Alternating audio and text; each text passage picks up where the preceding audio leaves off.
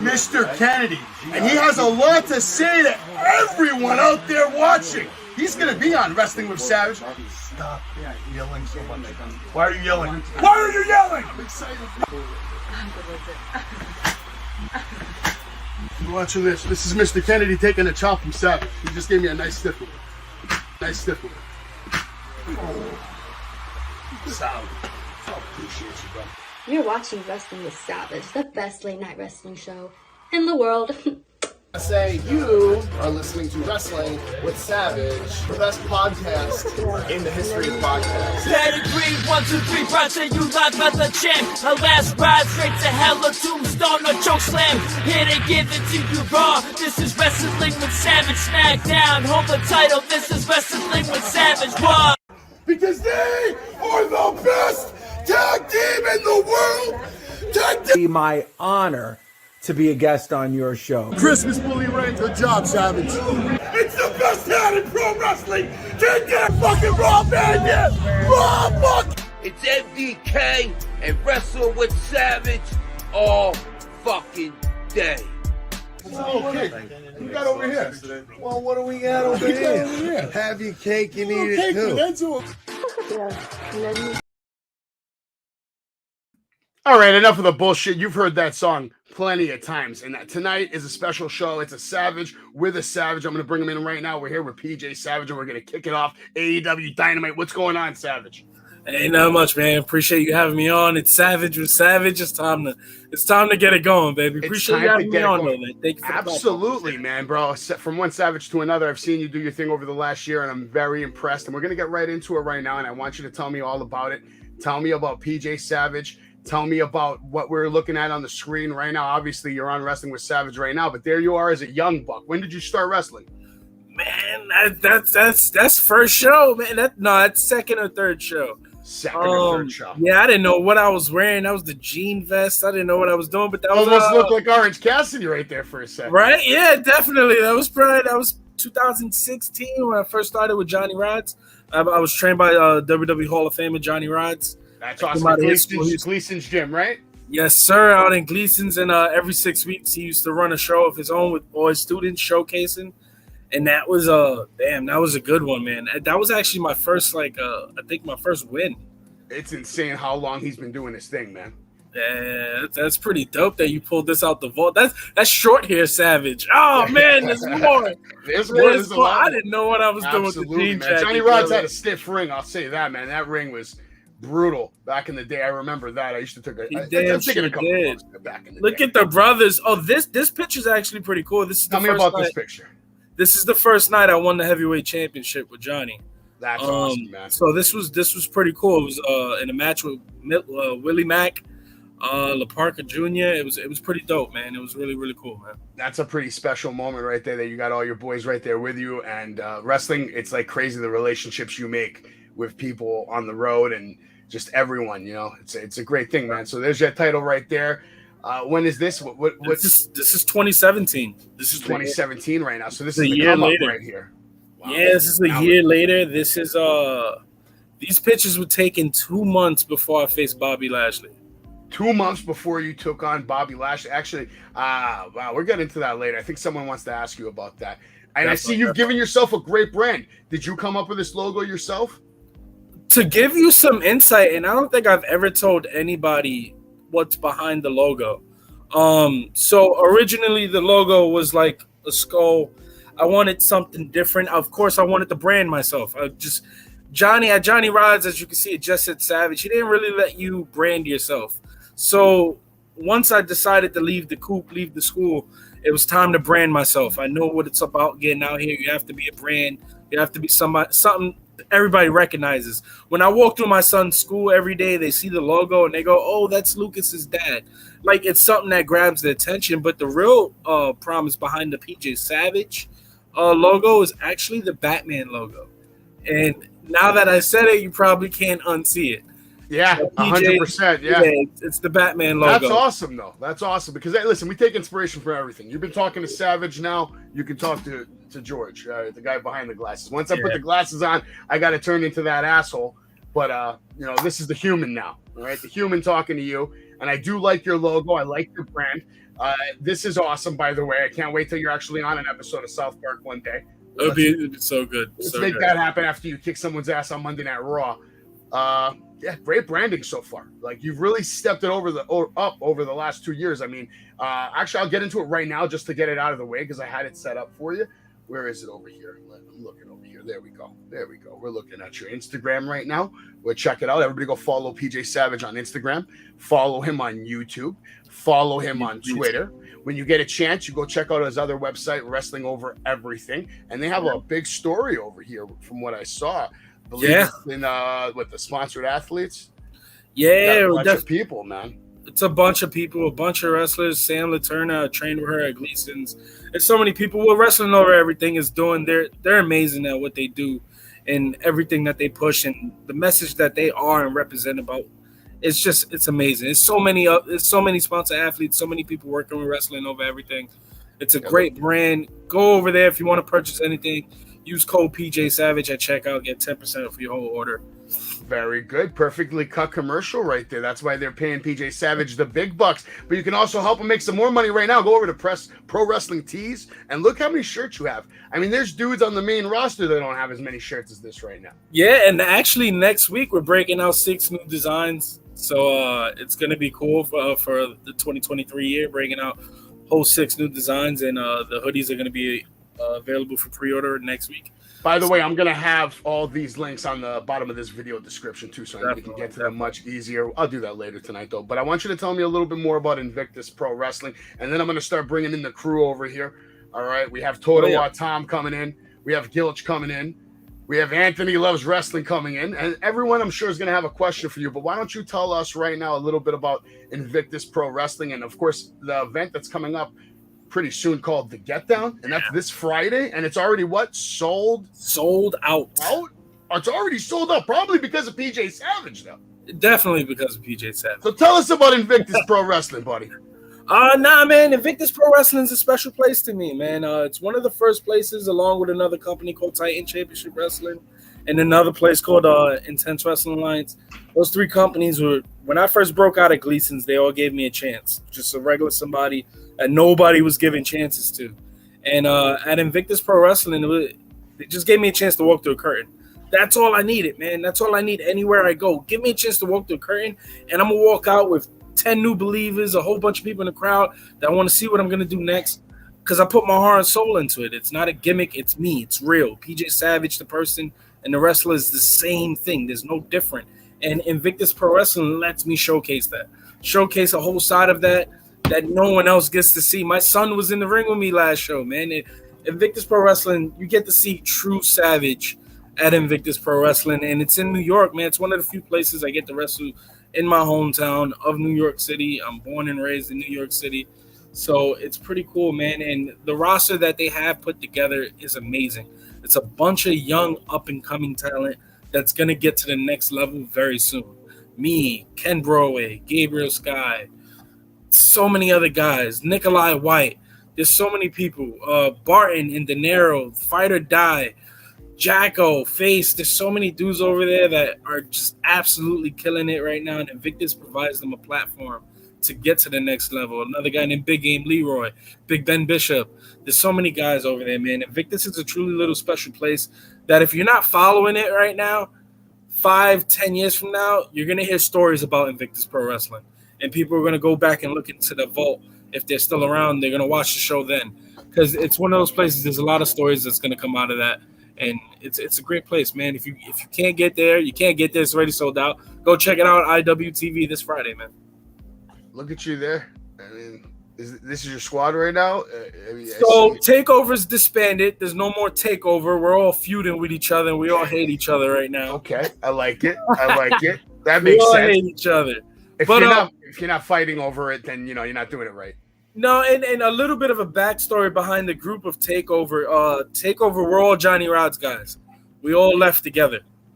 We were training up at the Sanctuary in Pennsylvania with John Trotsky, Ace Austin. And we was just getting our grease. That's the Sanctuary. I love the Sanctuary. It's an amazing place. And they let me just cut my teeth up there and really find out what the brand was. And John Chowsky is a genius. I don't care what anyone else says. He's a genius, man. He's one of those people who's a very, very special person. Has a very good mind for this. And so we were all up there in the sanctuary, like, are we really going to leave Johnny's? Because Johnny doesn't let you do the indies. If you do the indies, then you're kind of blackballed from Gleason's gym. Really? Yeah. That's tough. Is it still like that? Yeah, it's still like that, man. And it sucked too, man. I wrestled so many guys down at Gleason's. I wrestled Bobby Lashley. I wrestled Willie Mack. I wrestled Parker, Pagano. So many great names. I was on the same shows as Psycho Clown and so many other great Mexican names. I wrestled Super Crazy in ECW Arena. Like, did so many great and cool things at the World of Unpredictable Wrestling, but I feel like no one saw it because Johnny keeps it under a rock. He doesn't let people come out. He doesn't let people go out and do other indies. So we all kind of, the four of us made the pact to leave the Johnny Rod school and hit the indies, and we hit it together, and we was like, we're going to take over together, and that's how the group kind of got started. Seems like you made the right decision so far from what I'm seeing, man, with the growth and just the overall productivity, man, with the branding. And look at these screenshots. I mean, look at that picture, man. Look at that knee to the face, man. I love it, man. And the intensity in your face and in your eyes, everything you do is 100% believable. And you know, you're like the type of wrestler where, like, and I'm sure you know what I'm talking about, when you give a move, you feel it. Yeah, 100%. And that's my style. That's what I want it to be. I'm from New York. I'm real. So like, what I wanted my style to be was, I don't have to run 80 spots. I'm not going to give you a whole New Japan spot, flip-flop the rope and drop down. The other guy can do that, and I'm going to hit him one time. But that one time is going to get everyone out their seats. They're going to think he's dead. Like, that's my style of wrestling. You can hit me 100 times. I'm going to hit you once, and I'm going to knock your ass out. Why don't we actually just watch your style of wrestling? Oh, man. This man got everything. Oh, wow. Now, I didn't use the music because I didn't know about the copyrights and all that. No, it's not copyrighted, but it's still good, man. This is down at Gleason's. This is the old stuff. This is my own little cut that I made out of all different stuff of yours. I love it, baby. This is great. Threw that in there too. You're like hitting on people relentlessly in apartment buildings. I love it. Look at this power bomb on the apron, knee to the face. Look at this beautiful power bomb. Went out one more. Woo! Oh man. Oh yeah. Another apron bomb. My favorite one. Woo! Look at that, Brandon. That nice frog splash off the second rope and getting that kind of height. What are you at? Like 260? I'm 270, 6 foot. 270, 6 foot. It's a big boy coming off that second rope that nicely. Yeah, that's why I can't come off the top. I'm gonna kill those guys. You can kill and break the ring, man. Woo! Unchained. Nice connection. Backdrop, classic. Savage. That was dope. That was dope. Savage. That was awesome. Yeah, no, I'll send you the video after, man. You Oh yeah, please do, man. But I had one person who's gonna have a question for you. We'll go to him first. Gilch, what was your question for PJ Savage? I wanted to know what your Bobby Lashley in-ring experience was like. Ooh. That was awesome, man. I was 7 months in when I faced Bobby Lashley. Wow. I was 7 months in training, and thank you to Johnny and all the powers that be over there. They believed in me 7 months in. Like, I was getting it, but I was trained by so many great guys. Matt Stryker was training me. There was Devon was coming in teaching me things. That might be a record, bro. I mean, like, who else has had a Could bigger be. match? I mean, except maybe Logan Paul fought Roman Reigns. In Yeah, match, definitely. right? Nothing. beats Maybe Logan him, but Paul's other than that, no. who else fought a star of that magnitude 7 months in? It was intense, man. It was great, but like I never forget CM Punk's documentary.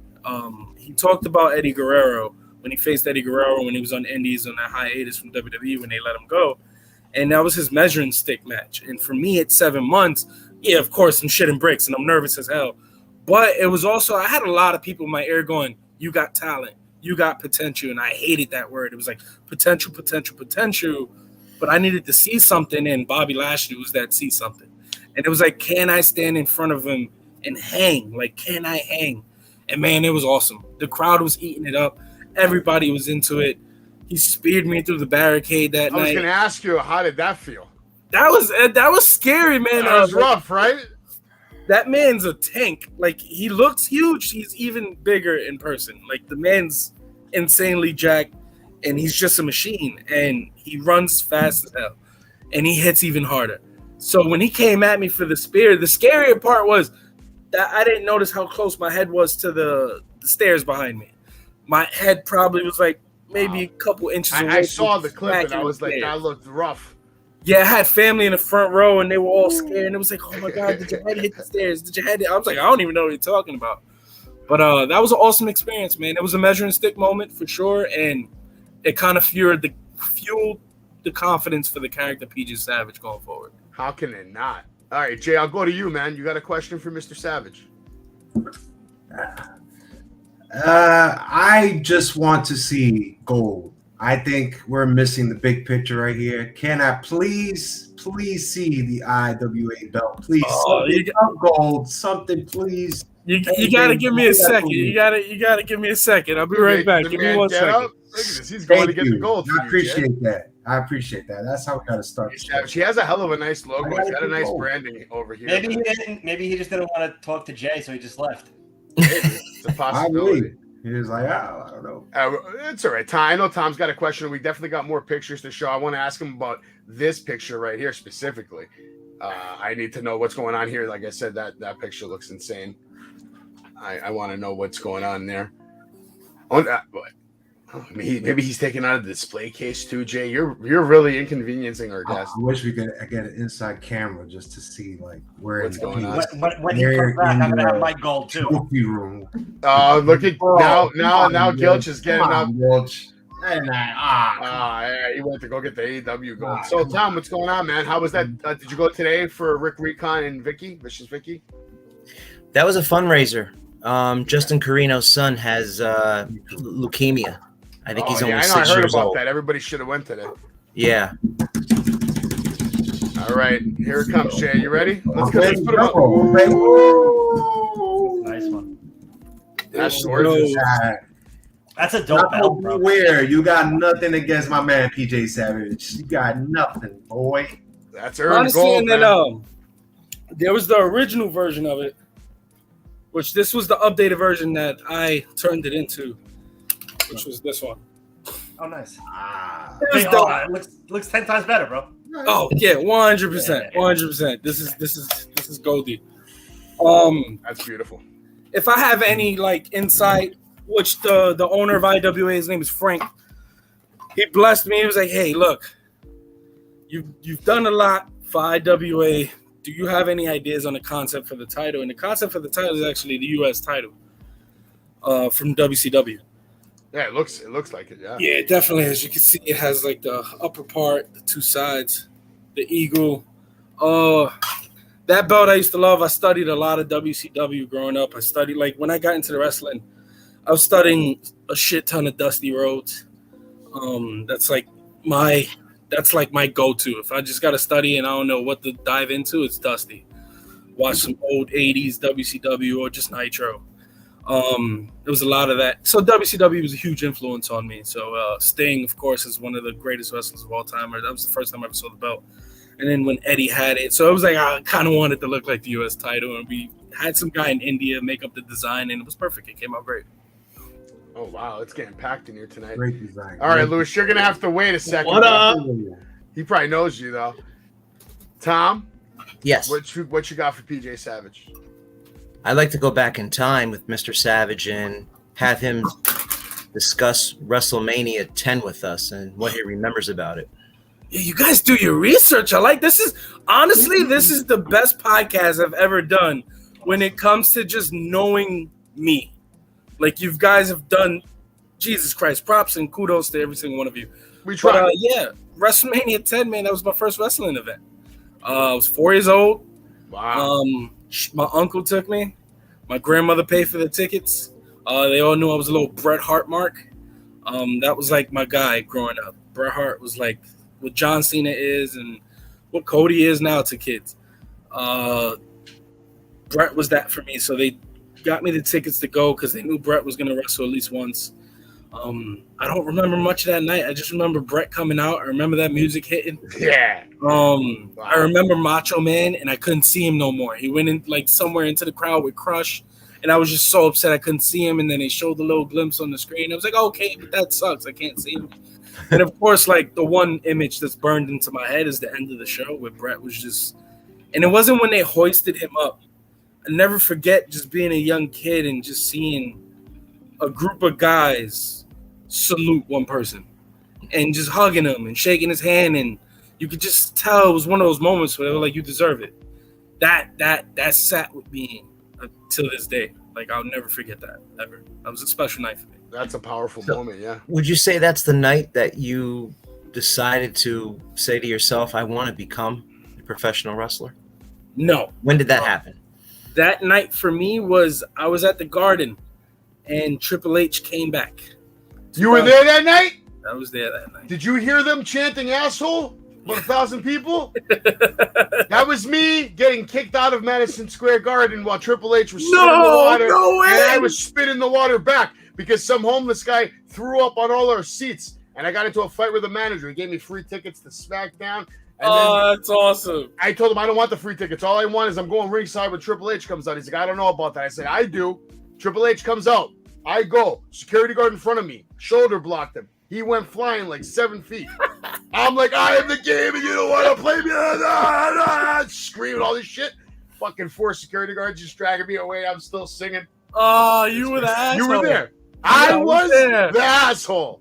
You were the asshole. That explains a lot, man. There's some assholes in us Savages. There really is, though. Hey man. Am I really the asshole? They disrespected my seats first. Smelled like puke all night long. What am I paying money for? Boy.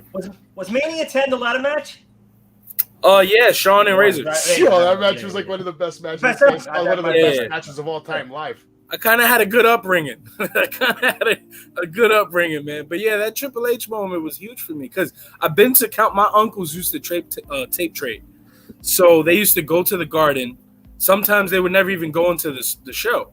They would just be on the outside trading tapes, Japan tapes, ECW tapes, whatever they could get their hands on. They would just trade them, go home, watch them, bring it back to the show the next week, and then do the same thing. It was like rinse and repeat. And I used to be that little kid just with them, like just going with them. And sometimes they would scalp some good tickets and we would get to go in. But the one thing I do remember is just going to the Garden, and you know how tough the Garden is. The Garden is just tough. The fans that go there, either they love you, they hate you. Oh yeah, they're gonna let you know. It's like playing for the Yankees and sucking. They're gonna let you know. You know what I'm saying? So the Garden is very much like that, and having that in my mental. I had to be, I think it was like 12, 11 at the time, and just seeing everybody come together for Triple H. Like, holy shit. I still haven't heard a pop like that. There's never been one, and there never will be one ever again because he had that momentum and that build up from all that story, and then just it was thunderous, man. They kicked me out. I ran around the block because they kicked me out on 8th Avenue. I run around the block to 7th Avenue, run back in. This time I go to the 2nd floor because I'm not stupid enough to go back to the 1st floor. Make it back in time for the pedigree on Kurt Angle. Oh my God. True story. It was nuts, man. It was just nuts. That was a moment. We didn't have cell phones, bro. So I had 7 people with me, and I'm like, I climbed the light pole. I'm hanging off the crosswalk sign to like look for them as they're coming out on 7th Avenue. It was crazy, man. Yeah, man. Those were the best times, though, weren't you? Going to all those wrestling shows. That Triple H show was incredible, man. Yeah, man. Like, I'll never forget the Garden in those days. The Garden, like, and I've been to a couple shows afterward, like, recently, and it's not the same. And it's just the fans. The fans are just different. New York's one of a kind. I've been to shows all over the country, and there's nothing like New York City. We also didn't have spoilers back then, right? It was fun. Speaking of New York, do you know of the wrestling universe in Queens? Of course, yeah. Then you must know Lewis. Of course. Lewis, you got a question for Mr. Savage? You're going to just stay muted down there and try to look timeless. I'm not going to lie. I totally forgot we were doing this tonight. I was just like, let me just hop on. Cool. How are you? I'm good. I'm good. Awesome. I'm good. Sick. Anthony Loves Wrestling. Do you got a question for Mr. PJ Savage? I had it and it just... Yeah, he's fucking done. He's fucking done. I got a question. Tell me about this picture. Oh man, that was awesome. That was in December. I totally fucked my ankle on this. Wow. I landed completely right on that left ankle, that the foot that's lower. I destroyed it. But that was also, I'm known at Invictus Pro Wrestling and other promotions to jump off of shit. Okay. Like, I want to give the crowd something to remember. Absolutely, man. You want to give them a moment. This goes back. I was on a show with Pagano. He was a famous wrestler from Mexico. He's a legend down there. And he does a lot of hardcore matches. And I remember having a conversation with him. And he cut me off because I was just asking for advice. I was just a young boy asking for advice. And he cuts me off and he goes, in Spanish, but he tells me, never stop doing what you do for the people. It doesn't matter if they pay you $5, $100, or $1,000. You go out there and you give them your all, no matter what, and always make sure they remember you when they leave. And that was one of those moments that created that really put something in my mental to do stuff like this. Like, I promise you, this Friday at Invictus Pro Wrestling to get down, I'm gonna jump off some crazy shit. We're in a brewery. I'm gonna climb to the top of one of them tanks and I'm jumping off of it. And I don't care if there's 5 people there, 10 people there, and I don't even care if I don't get paid. It's sold out, baby. That's just me, baby. Like, that's what I do and what I bring to the table. And that's in my DNA. So I love jumping off of stuff. No matter what, wherever I'm at, if I could jump off of something, I'm gonna jump off of it. I love it, man. 2022 was a big year for you. I mean, you were wrestling at We Are Wrestling. You were at Wrestling in the USA, Pro Wrestling Magic, Superstars of Wrestling Federation, Standalone Wrestling, Test of Strength Wrestling, Project Codename Wrestling, and of course, Invictus Wrestling, because you were the Wrestler of the Year. And how does that feel to win that kind of accolade amongst your peers at such an early stage? Yeah, that was pretty cool. Like, I'm still 2 years in on the indies. That was pretty dope, man. That was pretty awesome. And then not even to mention, like, just the rest of the awards. I won Match of the Year, Moment of the Year, and Wrestler of the Year for Invictus Pro Wrestling. And to put everything into perspective, like, there's a lot of politics out here. You know, it's hard to get into certain promotions. Absolutely. It's hard to get into upper echelon promotions, especially a guy like me. Like, I'm a guy that I'm going to walk into locker rooms and, yeah, I could end up being a locker room leader or developing into that type. I do have that in my DNA, but the first thing I'm going to do when I walk into a locker room is, how can I be the best? That's not going to rub everybody the right way. I'm going to come in and I'm going to try to take everyone's spot, whoever's in front of me, because I want to stand on the top of the ladder. I want to be number one. I want to be de facto one. That's it. Point blank period. I want to be the best this promotion has. Anywhere you walk into, any promotion I represent, I want to be the best guy. So Invictus was kind of on the edge of letting me in, and they finally just gave me a chance. And I already know, like, once you give me a chance, that's it. Like, it's you're done, because the fans are going to want me back. Someone in the back is going to want me back. And then I get to take off. And so going through all of that, and then a year later being with Invictus, winning all these accolades and being someone, I hold their Climb for Clout briefcase, which is like their Money in the Bank. And I get to announce what I'm going to do with that on Friday. Nice. So it's cool, man. So it's humbling. It's amazing to be in this position, but I want more. Like, I want more. You should. As you should, man. That your attitude is the attitude it takes to break it in this business, to make it in this business. If you want to make money, you can't make friends. You can do one of the two if you're a wrestler. If you're me, you can make friends and make money and then screw your friends. Oh, wait, hold on. Where's my glasses? Gotta turn into a fucking... Fuck everybody and make fucking money. I'm coming for everybody's fucking money. I'm coming for Tony Khan's money. I'm coming for Vince's money. I'm coming for your money, PJ Savage. I want to take everybody's fucking money. I want it all. As a manager, I want to run the greatest stable of all time. All right, human being again. My favorite part is everybody else's faces. They know I'm nuts, man. I respect your passion and your hunger. PJ. And you're right at that moment right now where they say around the 7-year mark is when a professional wrestler truly hones in on their craft. So you're coming up on that signature year that could be the definition of your legacy in the upcoming decade. Yeah, definitely. This year is big. There's a lot of there's a lot of talk this year of what could be happening. There's which I could break it here. I don't have to name companies. Japan is an option that looks like it's about 80% done. Is that New Japan Dragon Gate, or you can't comment? I can't comment. But there's a lot of cool stuff happening. A lot, man. And there's a lot of excited for you, bro. There's a lot of people giving me opportunities. I just, like one of the things, I know there's politics and I know it's hard to get in certain places. And the one thing about me is that I'm from Johnny's, and then when you break onto the indies, you don't have anybody doing it for you. There's guys out here from schools, from well-known trainers like Damian Adams or Monster Factory, or even like a Battle Club Pro, and those schools, they push their guys. They get their guys onto shows. They get their guys onto big-name shows. I'm not afforded that luxury. I'm doing everything on my own. You know what I'm saying? I got a word or two in a couple of promotions, and I'm going to try to get you booked in a couple of spots. Brother, and I would be forever grateful. And one of the things, a lot of guys that were close to me, you showed them in one of the pictures. His name is Prince Ahmed. He used to get mad at me all the time. He's like, I'm tired of you helping out everybody else, and you're not helping out yourself because no one's going to help you out.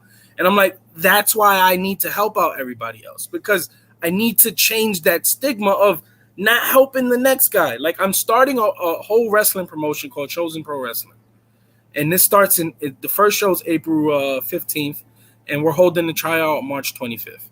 And at this tryout, you're going to see Win Wrestling is now, Invictus, Pro Wrestling Magic, Titan Championship Wrestling, so many promotions from our area. And they're going to be there. And the one thing I ask from all these promotions is that if you're going to join this tryout, you have to get guaranteed shots to at least 2 talents, just to make sure guys can get shots to be seen at some of these places. You would think so many promotions out there now, the way wrestling's thriving right now, why aren't like promotion wars going on? Like, why don't we see Cap versus this, or ISPW versus Outlaw? I mean, like, the possibilities are endless. Invictus versus BPW. Politics. Yeah, you're right. It is politics. But if more people work together, there's the demand for wrestling. There really is. Someone has to help break this ground, and I like PJ Savage's attitude towards it. And with guys like him and guys like me and guys like Gilch, we can make things happen here in the good state of New York, and then, of course, the tri-state area. I'm down to help you put together a multitude of shows, not just your own shows. Why not? That's what gives people opportunities, is shows. Exactly, and that's what I want to create with Chosen Pro Wrestling. Is there's 5 guaranteed shows this for the rest of the year. They're going to run bi-monthly. There's more opportunities there that we can't announce yet. But I want to give opportunities to guys. There's some guys that I got my eye on that wrestle at places they shouldn't be at, but they're there because they don't know how to break out. So it's like, come to Chosen, put you in front of a bunch of people, and I'll get you some shots. Why not? And everybody looks at me. It's like, you're still a wrestler on this team. You're still a guy trying to be number one. That's what's going to make me number one. I never forget from Johnny Rods. He made me head trainer when I was about 2 years in. I was there for, 5 years. So I was head trainer for 3 years. I was heavyweight champion for 4 years. But when he made me heavyweight champion, the one thing that really changed in my mental, not heavyweight champion, head trainer, the one thing that really changed in my mental was he sat me down in the office and he was like, I'm going to make you head trainer, but I need you to understand this. And you need to understand this more than anything else in this business. You're going to learn more from training other people than you did by getting trained. And I see potential in you. That's why I'm putting you in this position. And that taught me so much. Training guys, seeing footwork, learning details, camaraderie, building brotherhood, learning how to push a roster to put a product that we have no business pushing out, challenging other people that we have no business doing. And it's like, it stands up if you watch it. And I got to learn so much doing that. So that's ingrained in my DNA. So that's why I was Chosen. It's like, I cannot wait to just get all these young, hungry guys. I'm not wrestling on Chosen. This is not a promotion that I'm going to just put the belt on myself and go off on it. No, I don't even want to be in the ring. This is a whole thing just to help other guys get chances and so I can learn a different side of the business because I want to learn it all. I want to be around it. Some of my biggest influences are Paul Heyman, Dusty Rhodes, Jeff Jarrett, guys behind the camera. Jeff Jarrett did it both sides. He was a wrestler and he was behind the scenes. I want to learn the whole business. One of my biggest goals, so all of you can know what I really am, I want to be the best in the world. I want to be number one. When it's all said and done, I want to be the best wrestler to have ever lived. I want to start my own royal family, my own legacy, my own kids. I want them in the business. But other guys that are in the business like me want to be better than RVD, or they want to be better than Jeff Jarrett, or they want to be better than Stone Cold. They're still marking out. They're still marking out. No, they want to be better than the guy. I want to be better than Vince McMahon. Yeah. I want to be the de facto name that you put next to pro wrestling. Like, well, as of late, it's not hard to be better than Vince McMahon, man. So you know what I mean. But all time, yeah, hell yeah, I know. Yeah, it's along that line. So I think huge picture, way big picture, and I got a lot riding on me, man. My family is in it. I got an amazing support system, and all my kids want to be wrestlers. I have a 14-year-old who's dying to start training. I have a 9-year-old daughter who's dying to start training. When are you going to start letting the boy train? Is that the boy? 14? Everybody's going to be able to start when they're 16. I'm not discriminating. My daughter. That's a fair opportunity. And speaking of opportunities, you got one coming up on this show. There's another show, I believe. This is going to be in Ridgefield Park, New Jersey. Yeah. This one's not sold out yet, so you can still get some tickets. Joey Conway, as you're going to be your. This is a fatal 4-way. Wow. Hamlet, Chavo, Guerrero. That's huge. Have you ever been in the ring with Chavo before? No, it's my first time in the ring with Chavo. That's going to be an awesome opportunity right there, man. You got anything to say to Chavo Guerrero? Yeah, I cannot wait to whip your ass, Chavo.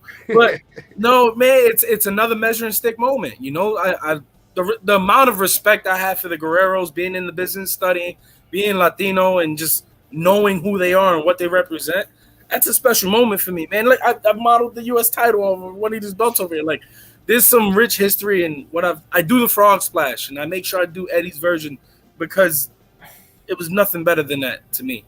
So that's gonna be a special moment for me to be in the ring with him.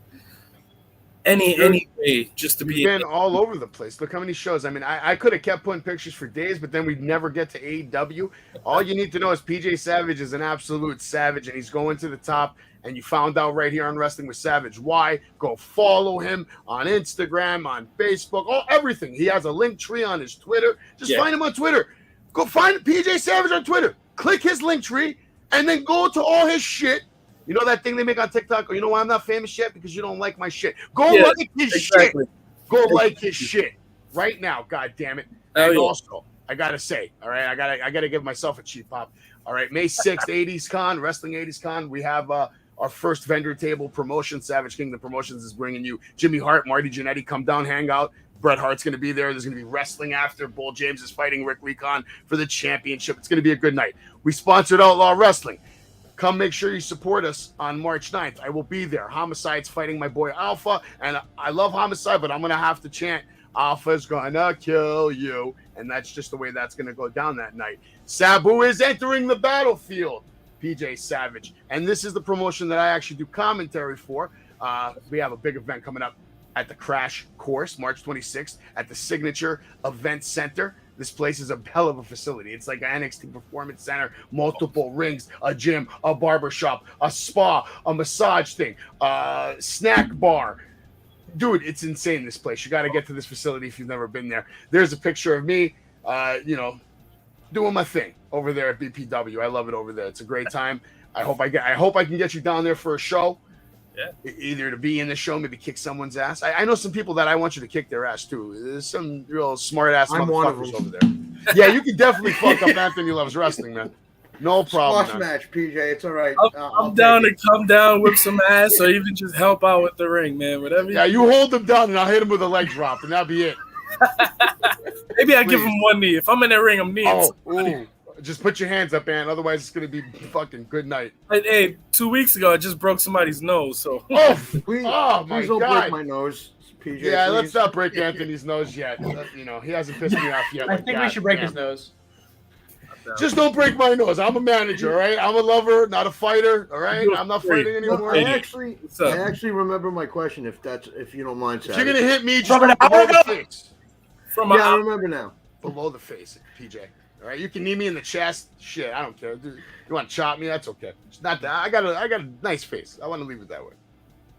You know what? Don't do it. All right, should we get to Dynamite? You saw Dynamite, right? Everybody here saw Dynamite, I think. Yeah, I watched it. The excitement. It doesn't sound like you guys had a good time over there. Orange Cassidy was going to take on Bill Morrissey, Big Bill Morrissey. Basically, Orange playing cat and mouse games to start things off. Nonsense. Finally, Bill with the sidewalk slam, the big splash. I like that Orange Cassidy actually took some bumps tonight. Big Bill tried to choke slam him outside. Orange went nuts. And what happens? Whatever. Super Orange punch off the top rope. Nonsense. Great. Fantastic. There's Danhausen. Duenhausen. I don't care anymore. PJ, what did you think of this match? AEW in a whole is just all over the place. The match was decent. Just watching it was good, but it's so much going on, and I don't know what to invest in. I don't know. I just don't like the Hathaway stuff. They peered it away from MJF, and is it still going? What's the sense with the whole group? Are they like the Truth Busters? There's so much going on, and there's no substance. It's just too much. But as a whole, they stop them. It's like, and it's Jesus, not to get ahead, but like Christian and Jungle Boy still going. Like, Jesus Christ. But yeah, decent match. I got short notes.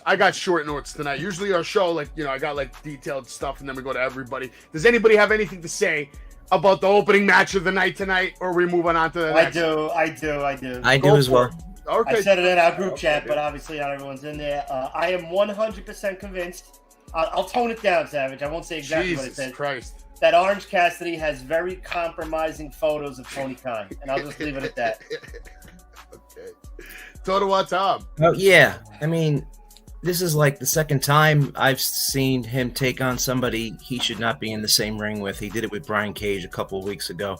This was basically a squash match. I mean, you saw Morrissey do everything to him, and then what happens is Cassidy makes a comeback and hits him 3 times with a Superman punch and then pins him.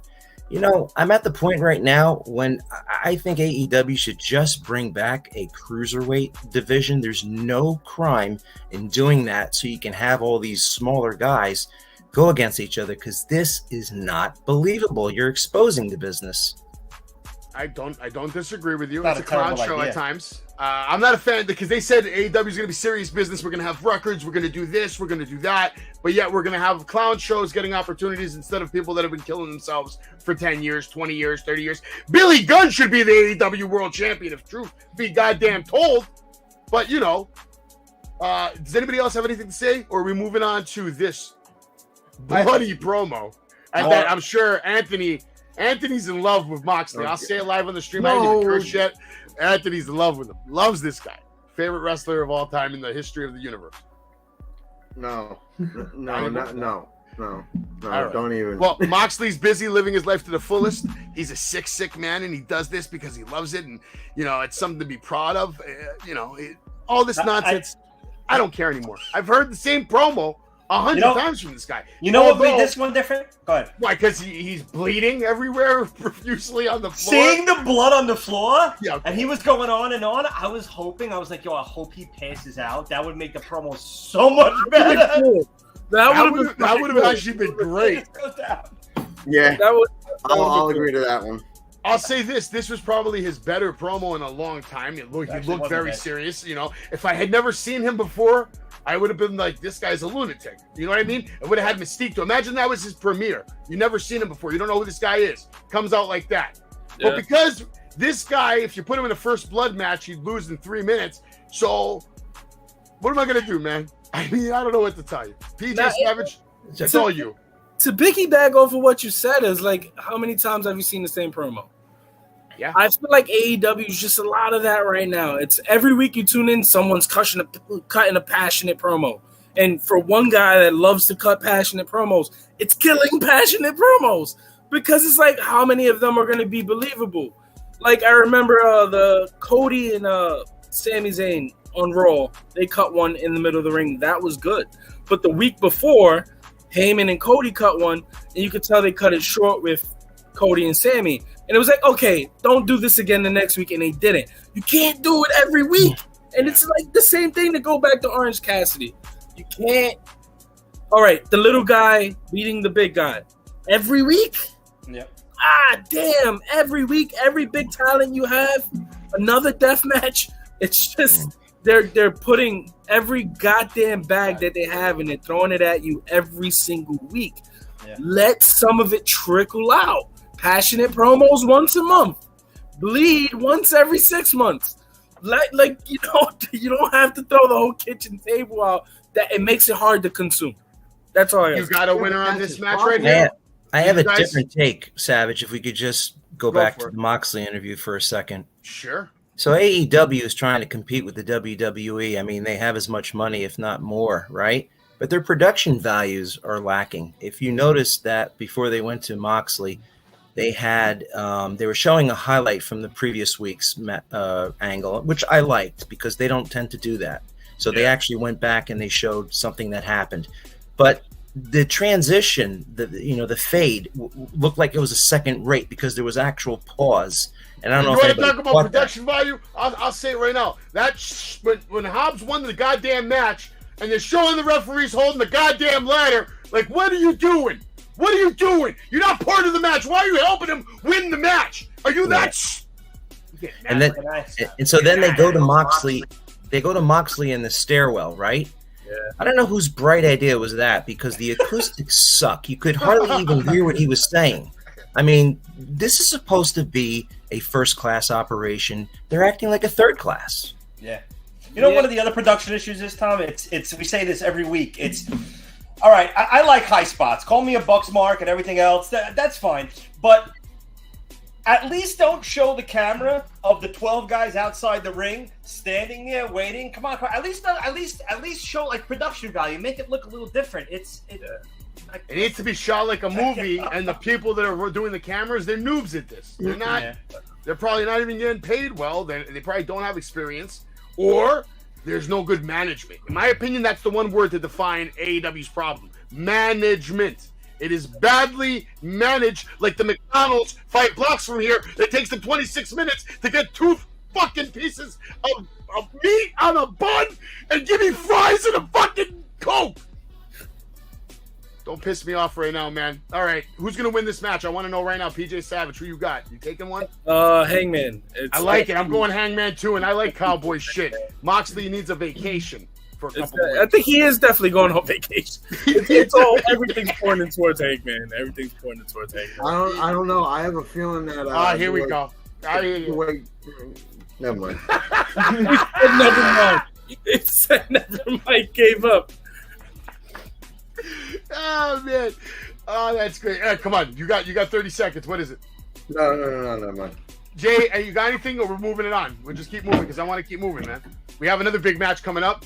All right, they let us know that this has been made official. The Elite versus House of Black is going to happen. I think House of Black kind of needs to win this, so this way the Bucks can go their way, Kenny can go his way. That sets up Kenny for CM Punk, which is going to happen because people like to make money.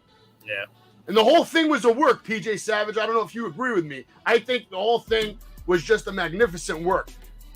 And it might have spiraled off some reality. Maybe Punk comes out, bad mood, all that. They're like, oh, that was good shit. Let's use it.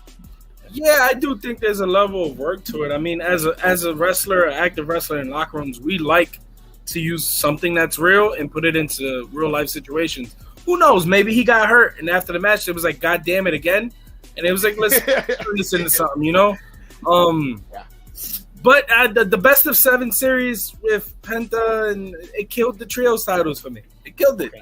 Everybody knew it was going to go 7. Everybody knew it was going to go 7. Everybody knew the Bucks and Omega was going to win. It killed it.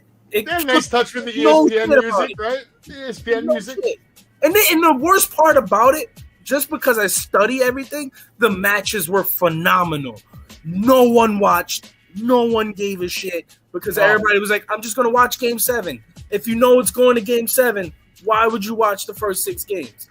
No one's going to watch. It's a good point. The Elite would come out. Everybody, right? Happy to see the Elite. But that wouldn't last long. The lights would go off, and then House of Black comes up, and they actually walk away with the gold. And then we get Samoa Joe. He's coming down to commentary for the match that's coming up, the Face of the Revolution ladder match. And this guy, Commander, what's his name, Commander? Honestly, I don't even know who the hell this guy is. This guy impressed the holy hell out of me tonight. This dude was all over the place. This match was actually much better than I thought it was going to be. A lot of good spots. The ending is what messed it up.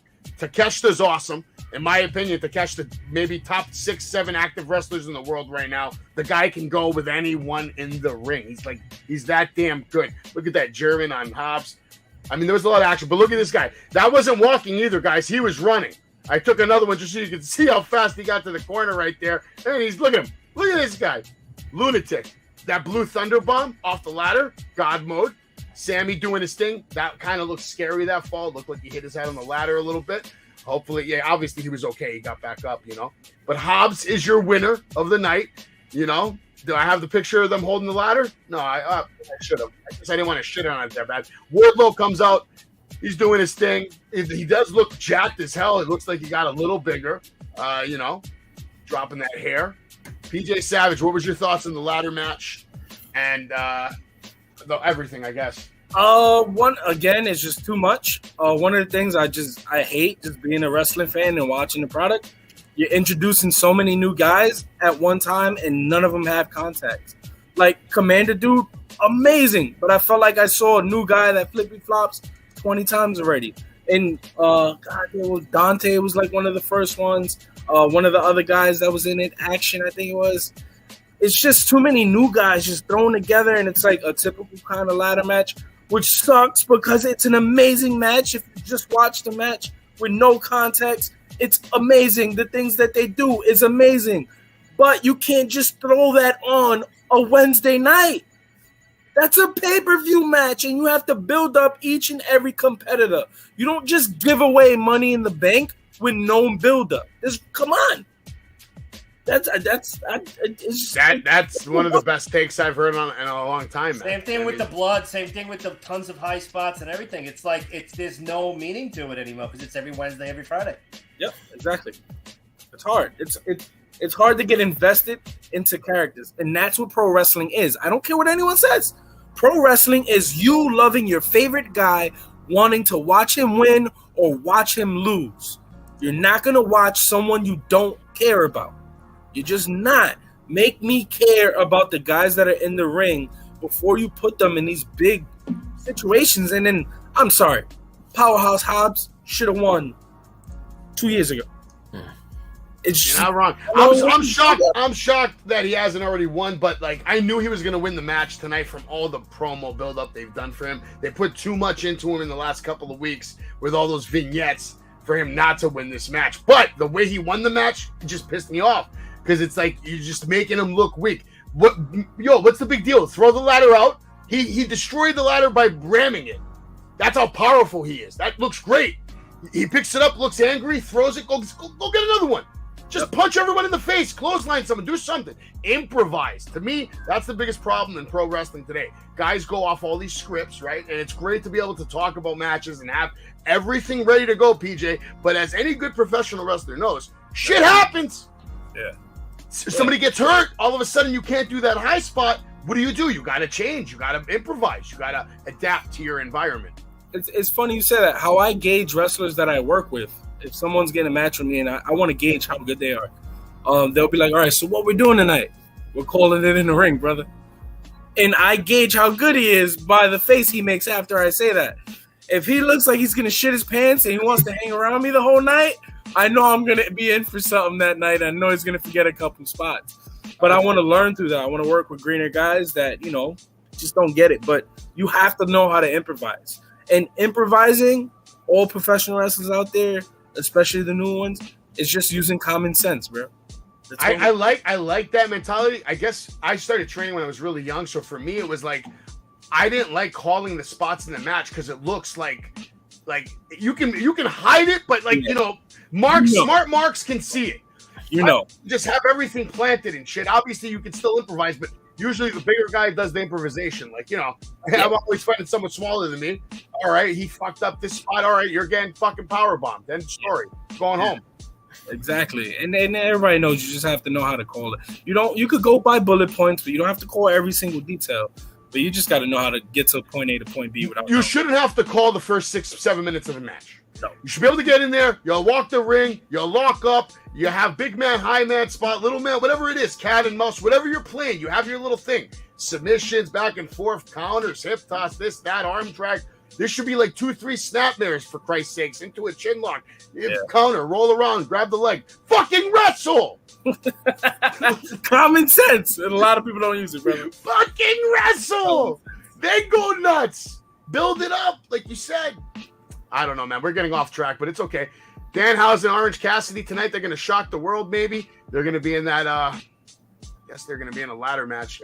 No, tag team battle royale. Yeah. Jericho's going to come out, and he's going to basically beat the shit out of poor Peter Avalon. Peter Avalon actually did beat the shit out of him first, but then, of course, Jericho just beat the crap out of him with a baseball bat. JAS comes down. They beat the hell out of him. And then, of course, little Ricky has to come out. He didn't bring his maxi pads, unfortunately. I guess John Moxley took him so he could stop all that bleeding. But, you know, it is what it is. Oh, God. Ricky Starks. I like Ricky Starks, but I feel like he got exposed when they put him with MJF so quickly. That first week, he cut that amazing promo, and then the second week, it's like, And you know what it is, too? It's like what we keep saying, the theme of the episode, stop giving it to me every week.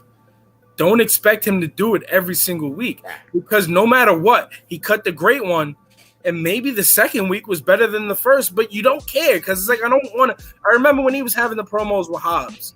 He annoyed the shit out of me. I'm sorry. I'm going to be in the locker room one day. He's going to hate me. I don't care. I'll buy you a steak, bro. But this isn't passion. Just bring your vision in, and I'm going to talk like this. I'm going to do this, and I'm going to do this. That's not a passionate promo, man. Like, stop. Just stop pushing. Stop forcing it. Don't force it. Let it be real. Let it be organic. Have some levels to this shit.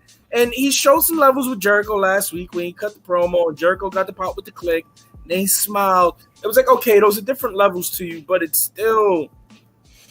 They fucked up his booking with Hobbs. I'm sorry.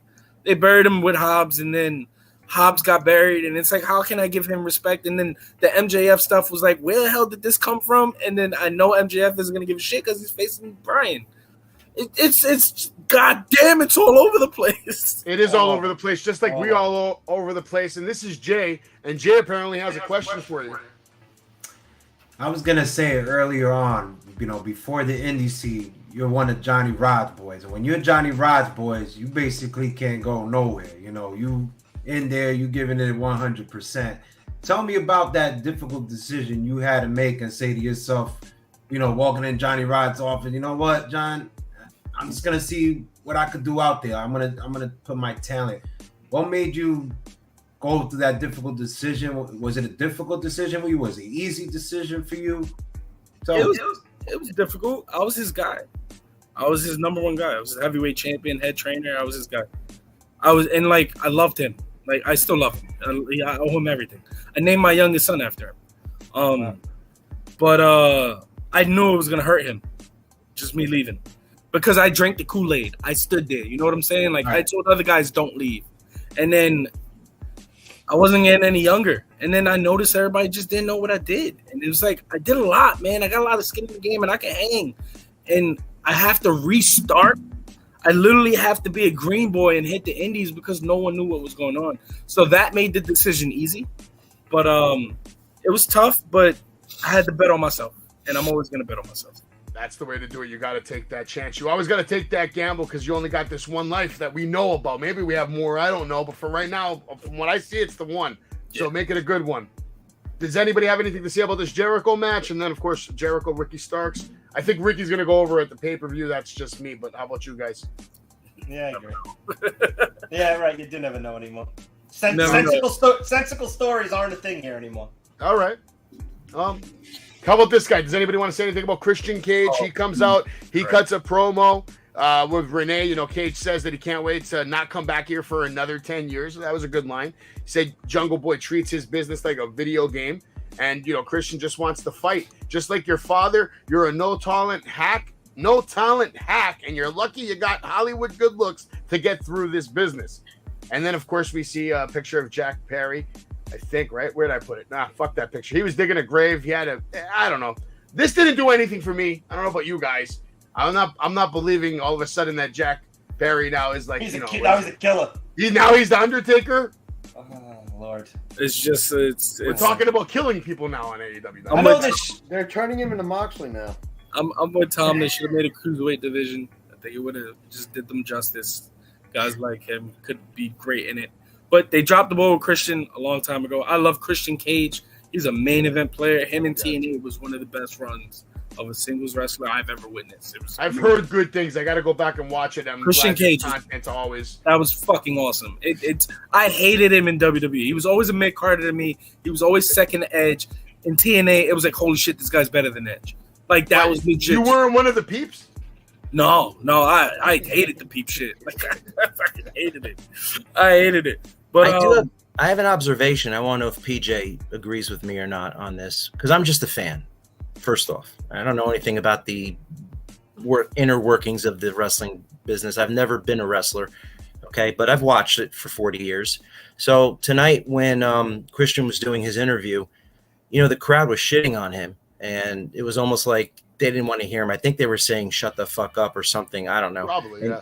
All Christian was trying to do was talk over the crowd. If you saw, he was trying to he had more intensity, and he was trying to talk over the crowd. He was just trying to get through his promo. Personally speaking, and I want to know, PJ, if you agree with this or not, I would have actually just shut up. I wouldn't have said anything. I would have pissed the crowd off, and I would have waited for them to shut up before I continued my interview. I would have done something to piss them off. And, that's just my opinion. I don't know, because I didn't think it worked tonight, his promo. There would have been some improvising for sure. Stone Cold, Jericho, and them always say it. Listen to the crowd. I found the picture, by the way. That's a great picture. That's a cheap. Oh, Jesus Christ, that was bad. Cheap tombstone. But back to the promo. Like, you feed into the crowd. You could have changed it up. Maybe he had directions just to get through this, to get Jungle Boy over. And that's what it seems like. It seems like there's a lot of force to get some of the pillars over. And if they're not working, they shouldn't be pillars. If you got to work that hard. I mean, Cody said it when he left. He was like, one of the worst words that was used inside AEW was over. Just because you get chants and just because people like you, that's not over. His father, Dusty, always said it, me being a Dusty Mark. Over is putting 15 years of work into a town, showing up, they put your face on the bill and it shows out. That's over. So it's just one of those things, man. You know what the funny thing is, too? Tony Khan's probably paying a pretty fucking penny for that theme, Jungle Boy's music, because that's all copyrighted. That's money. He's paying for that. I don't see a return on that at all. There's a lot of money in AEW, just off of theme songs, and a lot of the guys that they have. There's a lot of money tied up into that place, and honestly, I don't want to see a place burn down and crash. I want to see AEW. They got enough money to keep going probably for like 10 years without nothing bothering them, I think. God damn, they got that fuck you money. They got that fuck you money. Yo, Vince is probably. You know what they need to do with all that money? Well, what they need to do with all that money is hire good fucking creative, really good creative veterans, guys that know what they're doing in the back, guys to stabilize that locker room. They have guys that know what they're doing. They just don't put anybody in charge. It's just Tony running around doing everything, and that's probably why. Or maybe there's a couple interviews I saw Dusty do, and he always said, if you run creative that week, your show's going to suck. Maybe they run creative that week or that day. And that's why you get a cheap-looking tombstone, because you didn't have a month to prep for it. So if you're doing everything day of, it's going to kind of suck because you're just putting everything together. Now, if you're planning out and you know a road, which it doesn't look like they do, I'm sorry. It just doesn't look like they know the end goal for any of their storylines. And they're going to go on and go on. So, it just, I don't know, man. There's a lot of mixed up over there. I hope they clean it up, man. Because I used to love AEW when it first came out. I still get excited to see it, but it's not like what it was 2 years ago. No. Yeah, that's why Kenny's they need to keep Kenny Omega, I think. I personally had a lull watching any of the products, and AEW gave me like another kick in the ass, to get that love revitalized of new characters, new stories, and it's like. Did anybody care? Did anybody care about Hangman Adam Page? He says the only thing you can't take away from me is my heart because you can't carry it. I'm gonna take your spot at the top of the food chain. I didn't believe a word, and I love Hangman, but I think he is gonna win that match. But the promo that did nothing for me at all. You know why you didn't believe in it? Because you already saw one passionate promo at the beginning of the show. There's only room for one passionate promo. If you put one on, the next one's going to suck. You're not going to be invested. They're pushing too much. It's too much. Great promo, but Moxley already cut one bloody, and you're here standing pretty in your cowboy shirt. I can't believe you. Yeah, sometimes with Hangman, I think more is less. I mean, excuse me, less is more. He should just say a couple of things and then just be like, I'm too focused on the match. I'm out of here. Yep, I agree. Something like that. But whatever. They make mistakes. They're allowed to make mistakes. He needs to just pull up on a horse in all his promos and say time for cowboy shit and keep going. I have a big question for you. Look, he popped. Look, Tom popped. I'm telling you, that it writes it fucking self. I like man. that. You're not wrong. But I want to know what you think about the AEW women's division right now, particularly the women's champion, Jamie Hayter, Britt Baker, Saraya. What do you think about what's going on with the women's division in general in AEW? Do you think they're doing it justice? No. Who do you think has the best women's division on primetime TV right now? Oh, WWE by far. NXT or WWE main roster? Main roster. There's nothing touches the main roster for me. It's Becky, Bianca, Bayley. Bayley's on another level. It's just WWE's just that's them. This AEW women's roster reminds me a lot of TNA's knockout division when it was like hot, when Gail Kim was on her game and Mickey was on her game and they were all on it. And they're just second fiddle because it's just nothing's adding up, nothing makes sense. And I'm a big fan of the NXT women's division. I think there's a lot of it's amazing. I love Roxy. Yeah. Roxy's Roxy. Yeah, your J-boy Jay down there will be happy as hell. Roxy's awesome. But it just and seeing Britt Baker as like a second fiddle does not make sense. That's exactly what I was going to say. She's more over than any other woman on that roster right now. She's playing second fiddle. By far. She's their woman Kenny Omega. Use it. We've been waiting for her to turn on Jamie forever because she's better as a heel anyway. And it's like, as someone told me long-term storytelling. I said, bullshit. They just don't know what they're doing right now. Right. And not everything can be long-term. You have to have one long-term storyline and keep a couple short ones going. Everything's going too far, too long. I'm worried with Saraya because I love Saraya and Paige, and I'm a big fan of her from back in the day. But she's having a rough go of it right now because they tried putting her over as a baby face. It just didn't work out, didn't pan that way. So now they're forcing the heel turn, and it's not organic. Britt saying Saraya is never going to have the belt, and I don't even think that's true. I feel like she's going to be like the female CM Punk. Yeah. And if CM Punk does come back, I hope they treat him more like a Sting. You make him a special attraction. You really build up his matches. All his matches should have a 3-month build up, and he should be wrestling 6 times a year and make it special. I'm a huge CM Punk mark. He rekindled my love for the business back when he was feuding with Cena. He's on the show. I hated Cena. CM Punk, he brought me back into it. He made me love it again. Cult of Personality made me love professional wrestling again. Same here. But they need to book him like they booked Brock Lesnar. He comes in every once in a while, and he's just, when that music hits, you're going to go crazy because you don't know when the music is going to hit. And he needs to be a part-timer. What he hated. He needs to be a part-timer. We had another match in AEW. Hook versus Matt Hardy over here. And, there's Hook coming in. He's going to get in the ring. Basically, he's going to get the win. It's pretty much like a squash match. You had Ethan Page hit him with some kind of bandage or some crap. I don't know. Whatever, man. Anybody have anything on this? PJ, obviously, you can go first. Hook is impressive. I love Hook. And I think they're kind of doing him the right way as far as him not talking a lot. But eventually, he's going to run out of opponents. Where do you want to see them put Hook first as far as another title goes? Oh, Hook deserves to be showcased. But it's hard to showcase him against the talent that you have on the AEW roster because they got years, they got 10 years. You can't showcase him and have him squash Matt Hardy. I'm sorry. That was it. Just me as a fan looking at it, it was disrespectful and it made me not like Hook.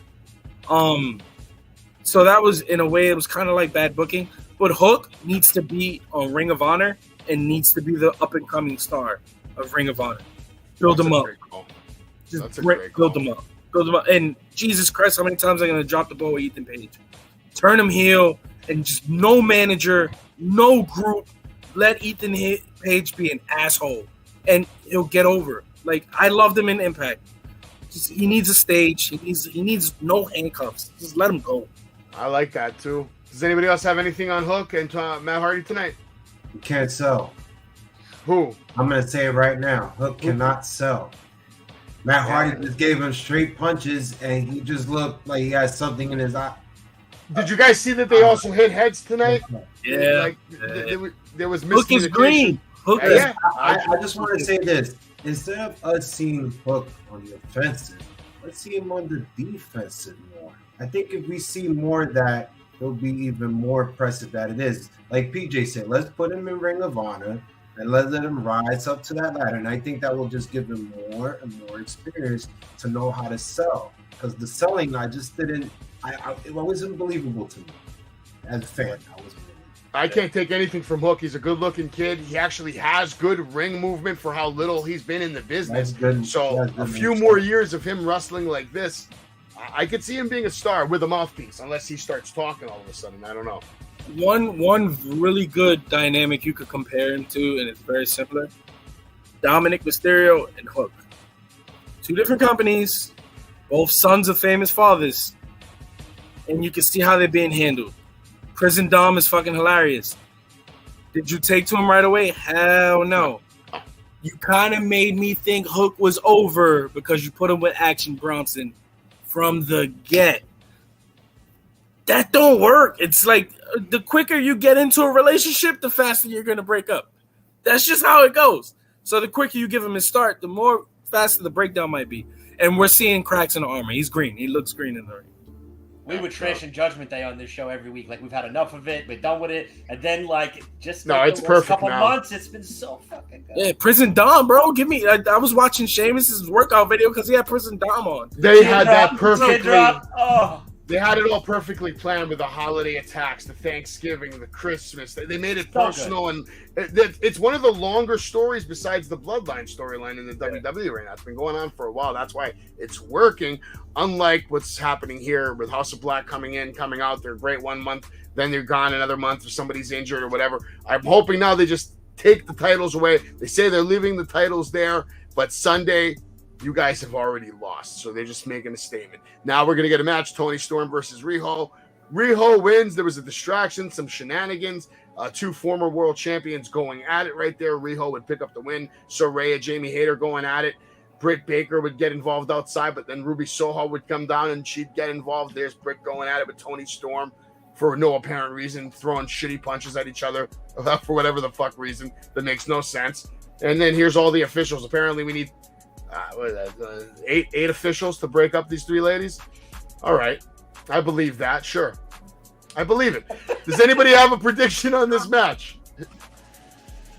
It could go either way because this is the strangest women's division storyline, period. It does not make sense. If you want an example, I'll tell you the finish. It makes sense to anybody that Riho, who hasn't been used in the first year of AEW, got the win over Storm, who is fighting this weekend. Did it make sense to anybody? Half the shit I see on AEW doesn't make sense for French. I don't know. I just think this was just an average match. There was some spots. Storm is not getting love, guys. I think the crowd just dies all the time. That's not even the fucking question I asked. God damn it! Who is winning this match? That's all I care about right now. It could go either way. It could go either way because it's so strange. Either way, it's either gonna be Rubius or Paige. I would like to see Ruby. Just personally, I think she's earned it. No, yeah, I'm with you there. I like Ruby. I love Ruby. Ruby's, I think, honestly. You saw that match on Rampage a few weeks ago where she got color? Yeah, Ruby's phenomenal. Her and Britt Baker should be feuding for the title right now. I agree with that. Yeah, but what about Britt Baker and Jamie Hayter fighting for the title? Don't you think Jamie Hayter should retain so they could punch into that storyline? No, that's a better storyline to tell without the title. They can tell that story for match then. Okay. They could tell that for weeks, like they're competing to become number one contender, and then they screw each other out of winning and winning and winning. That's right. Maybe Britt causes Jamie to lose. Right. You know, there could be all kinds of nonsense. I was gonna say, if anything, Britt could be the one that causes Jamie to lose the match, and then it can go into a feud. You know, the title goes somewhere else, and then they could do their little feud instead. Perfect. That's perfect. Hey, Lewis, welcome to the show. How's it going? How's everything? Did you get Jack his coffee today? Did you get any work? I didn't work. Today? I didn't work today. Yeah. You don't work any fucking day. Even when you go to work, you ain't working. Shut your ass up. Jeez. All right, PJ Savage, I'm going to show you a picture, and I want you to tell me your immediate first reaction. Are you ready, sir? Yeah, I'm ready. Oh, god damn. God damn. It's bad. It's bad. If you're a casual fan and you see that, poor Keith. Yeah. Damn, Keith Lee's so good. He's so good, and they just don't know what to do with him. They don't know. Yo, Dustin looks so confused. Like, why am I here? The second major company that has no idea what to do with Keith Lee. Yeah, WWE didn't do him any favors. They made him look like a god in Survivor Series. Let's not lie. Let's not NXT. Yeah. NXT. Different stuff. Yeah. He was covered in NXT Keith was a beast. Rumble Keith, monster. Yeah. Vince destroyed him. It's just like, let's put a skirt on him. Yeah, just like he destroyed LA Knight. LA Knight just lost to Kofi Kingston for no reason randomly after headlining a Royal Rumble. Like, what's the point in doing that? Yeah, LA Knight got to stop talking like Stone Cold. He's probably rubbing somebody the wrong way. I promise you. Doing and getting the crowd to say what? It's rubbing somebody the wrong way. Yeah, but that's always been his gimmick, though. Like even that was why he wasn't in the E. That was why he wasn't in the E. Everybody said it. Yeah, but he was signed at one point. Then they got rid of him. Then he went to Impact. Became. And then he was Max Dupree. Well, there's a lot before that. Yeah, it was a lot. It was a lot. I liked him in Impact. Impact. I mean, little NWA stint, and then the NWA stint. He elevated NWA. He killed 100%. He killed it at NWA. And now NWA sucks. Yeah. When NWA had Kingston, him, and all this, and Power was coming out, that was probably one of the best shows running at that time. It has no hype anymore. Yeah, it's once they, in my opinion, once they gave Tyrus the belt, done. It was tough. The wrestling community didn't take well to it. It was tough. Yeah, well, sometimes they take well to anything. Sometimes half of them take well to anything. They just eat it up like the zombies they are, and then the rest are like, "This sucks." Casino Tag Team Battle Royale coming up. Oh man, I actually like this match. It was much better than the one we had last Wednesday. I love Aussie Open, and I love some of the surprises. But I hated the last few people in the ring because then I knew what was going to happen. I would have been happy if Butcher and Blade would have won. That would have made me happy. They paid their dues. AEW OGs, but instead, go ahead, Ant. It would have been more of a like if you'd given us more of a credible tag team, that match would have been great. But the fact that you gave us fucking Danhausen and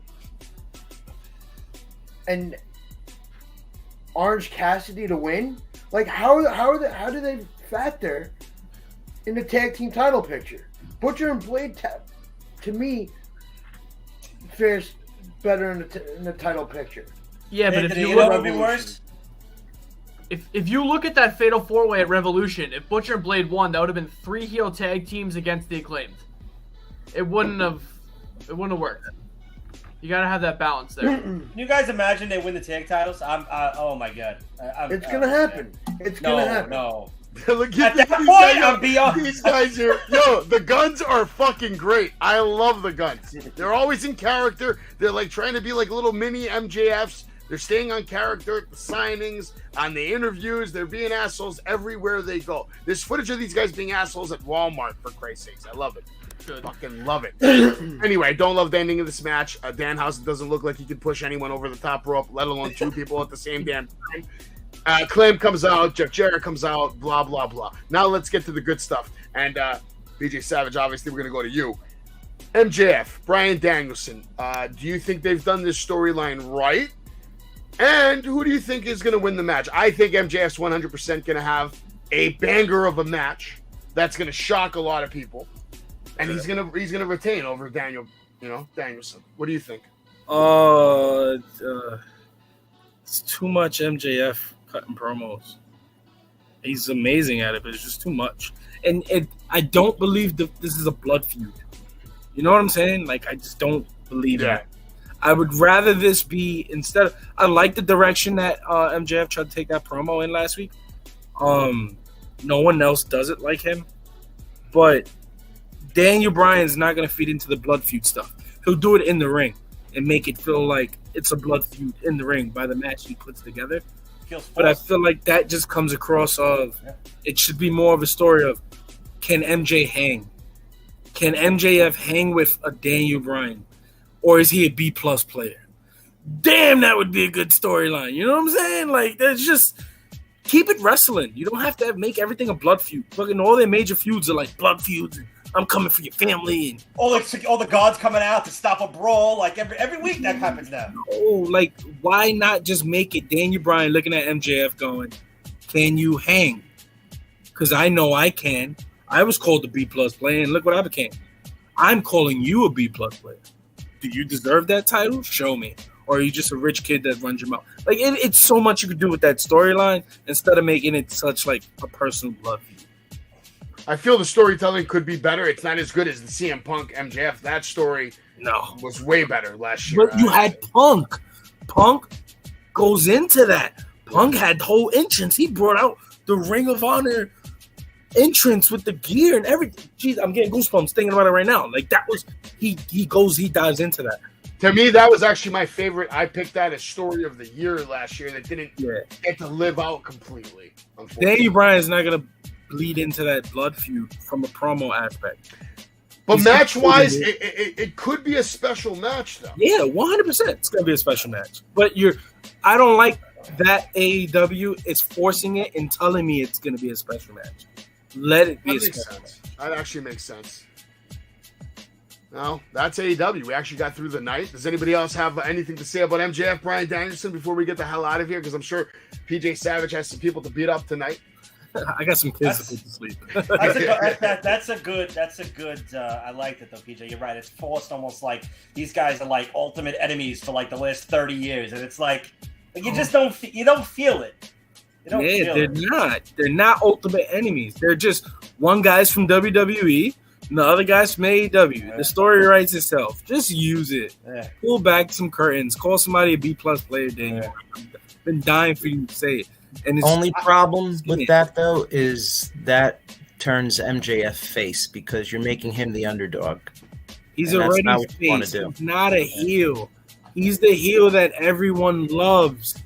He is a face. I think that's only in the tri-state area, though. To be honest, maybe. I haven't seen him. I think the rest of the country literally hates this man and wants to see him die. Maybe New Jersey, New York, maybe PA, Connecticut. Yeah, probably love the guy. Long Island, forget about it. Anywhere there's a smart fan, you don't hate him because you know it's not. I don't want to say that it's not real because I just met him. I met him for the first time. I've talked to him like from the stands. He saw me once, but I just met him at Creative Pro. He was randomly there doing commentary on a Creative Pro house show, and somebody's like, "MJF." Nobody believed me. I told this guy Gilch, I'm like, "Yo, MJF's here." He's like, "No fucking way." I'm like, "Yo, get up." I didn't have my suit on. I wasn't prepped, PJ Savage, because if I was, MJF would have never forgotten that interaction ever in his fucking life, ever. But you know what he told me though? I didn't know what to tell him because I was like I wasn't in character and I wasn't gonna cut a promo on him. I just wanted to say what's up. Of course, he fuck off. First thing he says, fuck off. And then I see him in the parking lot again. He's driving off in his fucking Tesla, and he has his window down. He's texting. I'm like, have a good night. Fuck off. He's one of the best things going today. But I promise you saw when he first came back, he was getting babyface pops. Yeah. When he came out in the Buffalo jersey, everybody knew he was going to turn heel, but they was getting babyface pops. He would probably be a bigger babyface than Cody. Dude, I know his mom. I've met her 3 times. Look at this. Go! We're here live with MJF's mom, and her son, the greatest wrestler in the world, is going to win the AEW World Championship tonight, and there's nothing anyone can do about it! Yeah, I'm a fucking animal, but yeah. Yeah, you are. Definitely. I can't wait to meet you on Friday. Yeah. Friday night. Now, obviously, tickets are sold out. Do I need a ticket? No. You're in. All right, come down, do the thing, Wrestling with Savage, all the nonsense. Yeah, it's going to be awesome. I need a card, man. You guys I have got a card you. I'm anymore? going to get it for you tomorrow. This way I know what the hell I'm doing. I don't want to come over there and be a clown. No, What is this? Oh, this is Friday in the Bronx, right? Friday, Invictus. Yeah. Friday. Let me pull it up again real quick. I believe I have it. I should have everything right here. There's a lot going on, man. We showed you all that earlier, but PJ Savage, man, doing his thing, wrestling all over the place. Pretty soon you're going to see this guy, I think, or you're going to see him on AEW. Would you have, if you had a choice right now, if, like all the contracts are in front of you, and you could pick exactly where you wanted to go, are you going the WrestleMania route? You going AEW? You going Impact? You going New Japan? Where are you going? It would be very tempting to go to New Japan. I really want to go to New Japan, but I would sign with WWE. It's the WrestleMania 10. It's engraved in me, man. It is, and there it is right there. Look at that, Bronx. And now, if it is sold out, could people still show up at the door and just kind of jam their way in? I think they are still having some tickets at the door. If you show up and you have cash, I'm pretty sure they will find a spot. They're gonna let you in. They're gonna let you in. Standing room only. Yeah, exactly. Now, can you tell me about some of the people in this picture right here? Like, let's start on the left right there. I see you right there. Now, who's the guy holding all the money? That's the current champion of the world. That's Ken Broadway, the Invictus Pro Wrestling Grand Champion. You got Big Ben Bishop right behind him. That's the Invictus Pro Wrestling Social Media Champion. You got Edith Cirillo. That's the Women's Champion. Big Game Leroy. There's so many people here. You got MV Young right next to me. You got the Fight or Die Tag Team Champions. They have a Rumble later that night. Winner gets to face Ken Broadway at a future date. There's so many guys in there, man. There's so many guys. Where are these guys all training out of mostly? Most of them are from New York and New Jersey. Ken Broadway's a House of Glory guy. Yeah, there's some House of Glory people there. There's some Johnny guys there. I know you're working with GCW. You're working with Game Changer Wrestling as well, aren't you? No, not yet. Okay. Not yet. I'm working with SAT Heavy. So there's gonna be some cool stuff coming out of that. So it's gonna be cool. Your boys SAT, they put me onto you. They're like, oh yeah. I want to stick you with Savage. I'm like, is he a good talker? They're like, yeah. I'm like, what does he need me for? He doesn't need me. He's a good talker. That's the problem. I'll work well with a manager, but the problem is I talk. I can talk. Yeah, no, I mean, well, listen, if you have two good talkers and the timing is right, like, I open, you close. It could work, but it could work that win. It could work that win. Who knows? When it's a big stable, though, bro, and you have your one star, and then you have your, yeah, it could definitely work. Kind of like JAS type of shit with a manager. Like you have your stooges that help get everything done. Something like that. Man. That's why they should have put Stokely Hathaway. They should have put him with Jericho. He's so talented, Stokely. That would have been a great addition, actually. That's it. You should be booking AEW right there. All right, so WrestleMania. Let's talk about WrestleMania real quick. Unless you got to go. You got a couple of minutes to talk about Mania? Yeah, I got 5 more minutes. All right, 5 more minutes. So WrestleMania main event, obviously, Roman Reigns versus Cody Rhodes. You got a winner? Cody. It's Cody. 100%. You don't think there's a chance that they actually let Reigns maybe go after Hogan's record? And he's... There is. But the build-up around Cody, I think WWE's itching to introduce a new title. They want to separate the titles again. Cody's going to... I think Cody wins and introduces a new belt Monday night. They got to. Yeah. I love that. I hope that happens, man. I hope they got to because they were taking heat from USA Network that the title wasn't on Raw for so long. Yeah. They're itching to do the titles, and Cody's the guy. He's built up as the babyface. He is that babyface right now, but can he hang? Can he? What would be your WrestleMania dream match if you could book it this year? Like let's say you won the Rumble or whatever. Or... Me versus someone, or just like what's your dream match? You want to have it made? I want Roman. Roman's the guy to beat. Yeah, like I want to go to promo war with Roman and Heyman. I want to be in Cody's spot. I want to go to war with Roman. I want to be the guy that can potentially end Roman, end the bloodline. You know what I'm saying? I love that confidence, man. Don't worry, you got a big chance because Roman's only the second best member of the Shield. Okay, You'll be fine. All right, so real quick before we let you go, I'm going to put you on the spot. Give me your Mount Rushmore. My Mount Rushmore is Dusty Rhodes, Stone Cold Steve Austin, Bret Hart, and Kenny Omega. I love it, man. That's a great list. A lot of diversity, and you heard it here right here on Wrestling with Savage. PJ Savage, thank you so much for joining us here on the show. I hope you had a good time. Everybody here, thank you for being on. Tom, all you guys, everybody. We'll see you guys next time. I'll be here tomorrow night. I'll have an interview with Greek God Papa Don. Make sure you tune in. Everybody have a good night. And PJ Savage, I'll see you on Friday. Hell yeah, bro. Thank you for having me. Shades will be on, but I'll take them off for you, all right? I'll be a human. All right, brothers. Thank you, guys. Appreciate it. Have a good night, brother. Peace. Everybody's out of here. They're all out of here. If you guys want to stay around and hang out after the stream, go for it, Tom or Jay or anybody. I don't know. Otherwise, it's just me, and I'm.